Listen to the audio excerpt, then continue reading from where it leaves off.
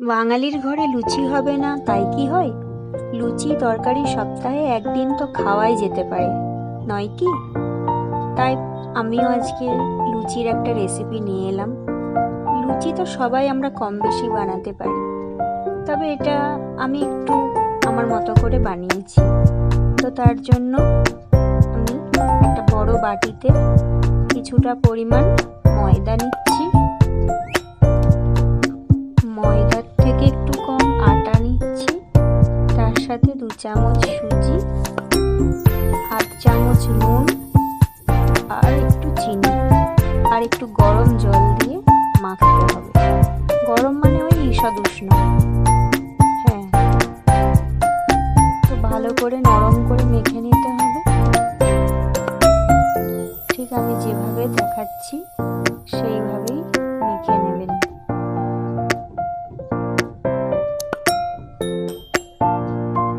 তো বন্ধুরা, যারা আমার চ্যানেলে নতুন তাদেরকে আমার চ্যানেলে স্বাগত জানাই আর সাবস্ক্রাইব করার অনুরোধ রইল। ভিডিওটি ভালো লাগলে অবশ্যই লাইক করবেন আর বেল আইকনটি দাবাতে ভুলবেন না। তো দেখুন, আমি শুকনো ইনগ্রেডিয়েন্টসগুলো ভালো করে মিশিয়ে নেব। তারপরে এতে 3 চামচ রিফাইন অয়েল দিয়ে দিচ্ছি। তো এবার এগুলোকে ভালো করে মিশিয়ে নিতে হবে, হাতে করে ক্রাম্বলিং করে নিতে হবে। ময়ানটা যত ভালো হবে লুচি ততটাই ভালো হবে, নরম তুলতুলে আর ফুলকো ফুলকো। লুচি খেতে আমার খুব ভালো লাগে। লুচি, ক্ষীর, তরকারি আমার খুব প্রিয়। ছোলার ডালের তরকারি হলো তো আর দেখতে হবে না। কে কে লুচি খেতে ভালোবাসেন তো তারা কমেন্টে আমাকে জানাবেন। আমাদের সকালের ব্রেকফাস্টে আমি লুচি বানিয়েছিলাম, সাথে ছিল মাংসের তরকারি আর সেমাইয়ের ক্ষীর। কেমন লাগলো বলুন? মুখে জল এসেছে? জানি জানি, সবার জল এসেছে। আর আমি তো খেয়েছি, আপনারাও বানিয়ে ফেলুন।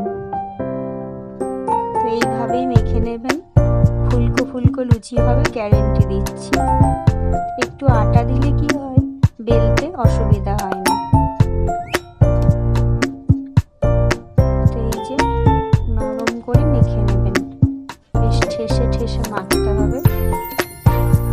প্রথমে অল্প অল্প জল দিয়ে মাখতে হবে। তো এই যে আমার মাখা হয়ে গেছে, আমি ভালো করে ঠেসে নেব। হয়ে গেছে আমার, খানিকক্ষণ রেস্টে রাখতে হবে, নাও রাখতে পারেন, আমি রাখিনি। তো এরকম ছোট ছোট লিচি কেটে নেবেন। এবার এগুলোকে বেলে, আমার তেল গরম করেছি,